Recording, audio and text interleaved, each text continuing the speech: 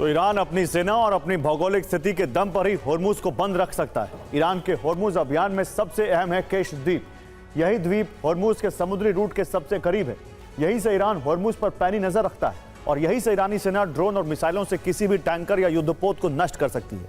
अब माना जा रहा है कि होर्मुज को खुलवाने के लिए अमेरिका एक खास रणनीति पर काम कर रहा है, जिसके जरिए IRGC की होर्मुज में पहुंच को बहुत कमजोर किया जाएगा। ईरान का कम्युनिकेशन सिस्टम इतना कमजोर होगा कि होर्मुज में किसी एक्शन में ईरान को काफी वक्त लग जाए। बीती रात अमेरिका ने ईरान के केशन द्वीप पर हमला किया। केशन द्वीप पर जोरदार धमाकों की आवाज सुनी गई। अमेरिकी हमले में IRGC का ग्राउंड कंट्रोल स्टेशन नष्ट हो गया। अमेरिका ने केशन द्वीप पर मौजूद कम्युनिकेशन टावर को तबाह कर दिया। होर्मुज में नाकाबंदी और हमले का अहम मोर्चा केशन द्वीप है। केशन द्वीप से ही होर्मुज में हमले और निगरानी का इंतजाम है। केशन द्वीप पर ही आत्मघाती ड्रोन और मिसाइल की तैनाती है। एक्सपर्ट्स दावा कर रहे हैं कि ईरानी सेना के मुख्यालय और होर्मुज का संपर्क कमजोर करने की तैयारी है। अमेरिका ईरान के अंडरग्राउंड मिसाइल ठिकानों को नष्ट नहीं कर सकता है।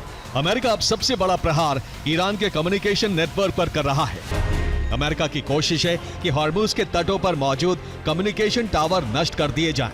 ईरान के सभी द्वीपों पर मौजूद सैन्य ग्राउंड सेंटर को नष्ट कर दिया जाए।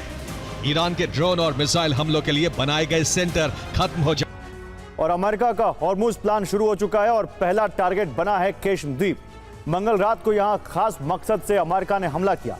केशन द्वीप पर IRGC ने ग्राउंड कंट्रोल स्टेशन बनाया हुआ था, इसे अमेरिका ने नष्ट कर दिया।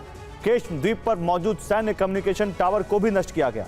अमेरिकी हमले में केशन पर मौजूद IRGC का ठिकाना नष्ट हो गया। केशन द्वीप पर मौजूद कम्युनिकेशन टावर से होर्मुज पर निगरानी रखी जाती थी। ईरानी सैटेलाइट से टावर को जानकारी मिलती थी। इसी टावर से संपूर्ण होर्मुज पर ईरान की नजर होती थी, लेकिन अमेरिका के हमले के बाद ईरान का एक निगरानी सेंटर खत्म हो गया। केशन द्वीप पर ही सेना का ग्राउंड कंट्रोल सेंटर भी था। ग्राउंड कंट्रोल सेंटर से ही ईरान हमलों को नियंत्रित कर रहा था। ग्राउंड कंट्रोल सेंटर में बैठे ऑपरेटर आत्मघाती ड्रोन को कंट्रोल करते थे। कंट्रोल सेंटर से ही एंटी शिप मिसाइलों को भी ऑपरेटर दिशा देता है। सेंटर नष्ट होने से केशन द्वीप से हमले की क्षमता खत्म हो गई और अमेरिका ने एक और ऑपरेशन चलाया। अरब सागर में अमेरिका ने बोत्सवाना फ्लैग वाले टैंकर को रोकने की कोशिश की। MT लेक्सी नाम का टैंकर ईरान जाने की कोशिश कर रहा था। अमेरिकी नेवी ने नाकेबंदी की वजह से टैंकर को लगातार चेतावनी दी, लेकिन टैंकर ने चेतावनी को अनसुना किया। चेतावनी नहीं मानने पर अमेरिकी फाइटर जेट ने हमला कर दिया। टैंकर पर हेल फायर मिसाइल दागी, जिससे टैंकर का इंजन नष्ट हो गया। अब अमेरिका की नाकाबंदी और सख्त हो गई है।